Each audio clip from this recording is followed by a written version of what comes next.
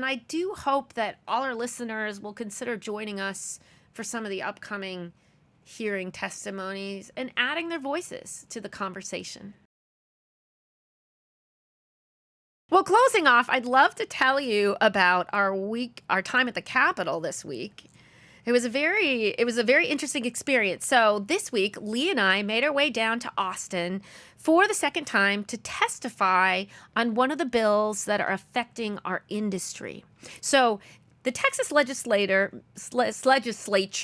meets only once every 2 years. So this is a very busy season where the committees are deciding whether to bring the proposed bills to the general floor to vote. So they're having these committee meetings, and then they're deciding whether or not they survive and make it out of committee or not. So a couple weeks ago, we talked about how our TBC members Griffin Habe and Brent Whitehead went down to testify on behalf of House Bill 591 regarding severance tax for flare mining.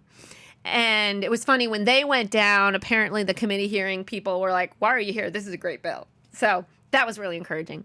And then about a week and a half ago, Lee testified on House Bill 1666, our proof of reserves bill. And so this week, Lee and I were joined by two TBC members, Pierre Richard of Riot and Matt Prusik of US Bitcoin Core, now New Hut, or the Hut 8 merger. That's right. To testify on Senate Bill 1751. This bill talks about how they would like all loads that are over 10 megawatts to register with ERCOT, and it proposes a cap on miner participation in demand response at 10%. And as you'll recall, demand response is a program in which large, flexible power consumers, or loads in ERCOT lingo, can participate to help stabilize the grid by being incentivized to shut down when there's a large demand for power, and it's driving up the cost. So basically, it's part of the ancillary services of ERCOT that help try and keep the grid stable at 60 hertz. So when we went down there, we expressed our concern for their looking into our industry, and we actually agree with them that we'd like to see transparency with ERCOT. We think it's important, and ERCOT really knows anyway, so we had no problem with that part of the bill. But our position is that we would ask that all large flexible loads be treated equal without a bias toward one or against another, particularly given the fact that miners have this unique capacity to shut down instantly. So it does provide a valuable service to the grid. And the fact that they are bidding for these services to be included in these services, we believe that it actually brings down taxes because the ERCOT's able to kind of choose the best bidder. So we spoke about that. We also gave a little clarity to some of the numbers we have, because some of the numbers for the amount of load trying to get on the grid, trying to interconnect with the grid, the actual numbers are about 1/10 of that, because a lot of miners are just applying in several different places, but it doesn't mean they're all trying to come online at the same time. And we testified to the value of Bitcoin mining for job creation in Texas, tax revenue, and even national security came up, because they mentioned that China banned Bitcoin, and so maybe we should do the same. And we just pointed out that actually China still has 20% of the hash rate. And so even though they have closed that off to their people to participate in the upside of that, it's pretty clear that they have not stopped mining Bitcoin. Huh. So it was an interesting experience. Did you see any of the playbacks? I know that they had Pierre Richard's testimony was going around Twitter. I did not see it, and I wanted to know. Give us a little rundown of what was the process? How do you even get in to testify on something? Were you nervous? Did you feel like you were getting grilled? I mean, great questions.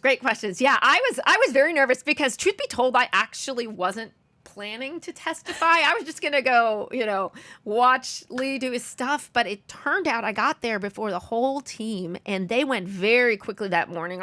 Our bill was the one that was focused on the most. So what you do when you get there, if you want to testify, you go back behind the room and there's these iPads. And so you have to type in, who you're representing and if you're for, against, or just testifying on the bill, which is what we did. We just testified on the bill. So I was able to, at that point, I wasn't sure if anyone was going to be there but me. So I put my name in and was able to get Lee in. And then thankfully, the whole team showed up right before. And so the way that it works is you have 2 minutes and it gives you a little beep when you're halfway through. And one of the things I learned is if you are going to testify, it's good to have the remarks written ahead of time because then you can present it to them. So my testimony was a little flustered. I was just trying to kind of cover the points that I'd heard them address earlier when they were presenting the bill. But I really encourage everyone to do it because, if everybody in the hearing is on one side or moving in a certain direction, there's a certain momentum toward that direction. But then when you have other voices in there, it helps. And they did actually ask us a lot of questions because we were bringing expertise testimony. We had actual experience with the miners shutting down. So we were able to highlight that fact that 96% went offline during the storm. And we put back 1.5 million worth of houses of power back on the grid. So it was a very good learning experience. And I do hope that all our listeners will consider joining us for some of the upcoming hearing testimonies and adding their voices to the conversation. Absolutely. I mean, we usually get a couple of days notice before a bill gets kind of deliberate testified upon. And so especially if you're in Austin and you would like to testify, let us know. We can let you know when that particular bill is getting discussed. And we would really appreciate more voices in the room. In fact, at the SMU Blockchain TBC meetup last night, Lee was really encouraging the students to go because they make a really big impact. The legislators like to hear from the students. So UT, SMU, TCU, anybody, let us know if you want to go down and we can help you with the timing of that. Excellent. Well, and a shout out to Be Not Afraid and Go. I was actually in Miami. I had given a talk the day before. And so we heard at the last minute that we were going to be at the Capitol. And so I was going back and forth because it was kind of expensive. I basically flew in at 1 a.m.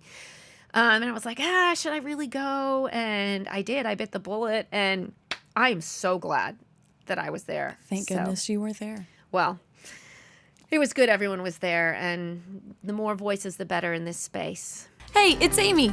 Click over here to subscribe. Click over here for more content. And we'll see you next time.